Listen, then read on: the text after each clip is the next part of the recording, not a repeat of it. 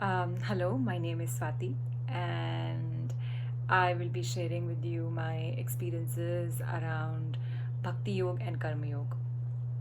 So, when Sandeep presented the idea of Bhakti Yoga, I think what immediately jumped out from the slide at me was Satya. So I chose Satya as an object of bhakti. I chose to do it with the vidhi of Vandana, which is intimate conversations, and I chose to do it with the Sakha Bhav, primarily to create a non judgmental space in my heart around my own truths. So, so what ended up happening? Um, I think there was an internal compass around truth that always existed inside, and the moment I started paying attention to the concept of satya, interestingly, I became more and more aware of the times and the moments when I was not in satya, and you know, as I move forward in the journey, I was very happy initially because every time I would be getting into a situation where I would be scared, or where I would be afraid, where I would be you know wondering, where I would be actually desiring to leave a good impression on the person I was going to meet. I would ask myself this question, you know what are the alternatives I have. And I was very happy because I was more often than not able to find very good alternatives to the lies the white lies, the small lies that I normally would have told. I was very happy with it. So now you would be thinking that, oh, great, yay, her journey towards Satya, would have been this and that. But let me tell you that um, I veered off Satya. I veered off, and I veered off how, right? And I struggled with it. Um, and I think I have been able to come back to Satya after this intimate uh, realization um, that there was a point where uh, the desire to be acknowledged, the desire for approval uh, took over, right?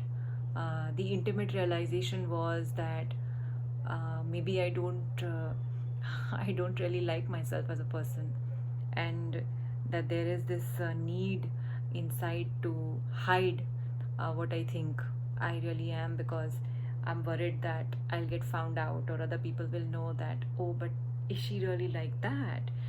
Um, and I think the fear, the worry around being found out, being exposed, sort of uh, took over at some point without me even realizing it, honestly, that much. And I completely veered off Satya. So when I came to this realization that this is what is really happening, that I'm constantly hiding myself from the world, um, I can't be in Satya. I can't hide myself from the world and be in Satya. So I have to now not hide. Um, is it going to be easy? I don't think so. But maybe I'll just take a minute and bring in the Karma Yoga here, right? Which is around equanimity and surrender.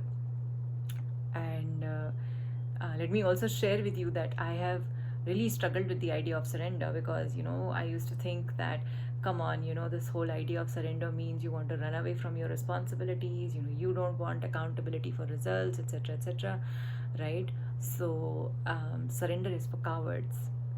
uh, but when this idea of equanimity and surrender was shared, and I was talking to Rama, I remember, and I came to this realization that equanimity without surrender actually is not possible.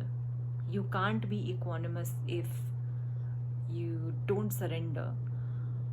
And through that, I think for the first time, I was able to understand that surrender does not mean you don't have responsibility. Surrender means that you actually, this concept of surrender means that you will put in the best possible effort that you can, but there is so much that you don't control, there is so much that you don't know in this random universe. So you surrender the result, but not your effort.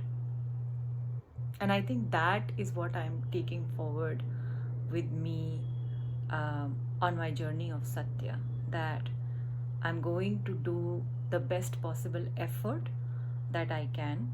I'm going to focus on Satya, and I'm going to surrender the result, and the fears and the worries that I carry around it, to the universe. And hopefully this will be a fun adventure. Thank you.